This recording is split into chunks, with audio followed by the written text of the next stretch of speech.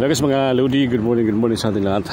Sa ngayon ay naglalakad tayo habang tayo ay papunta doon sa stoplight mga idol. Tayo mga guys ay magkwentuhan mga idol. Alam niyo mga guys, ayon sa aking narinig napakinggan, dito pala sa mundong ito tayo po ay naglalakbay lamang. Walang tao dito, pero tayo ay naglalakbay lamang dito sa mundo. Ibig sabihin meron pang bagong mundo mga idol. At ayon sa akin napakinggan, yung mga tao na hoy, may kumakain no? Sino siya? Pero at ang tao raw ay muling mabubuhay sa pagbabalik ng ating Panginoon, di ba?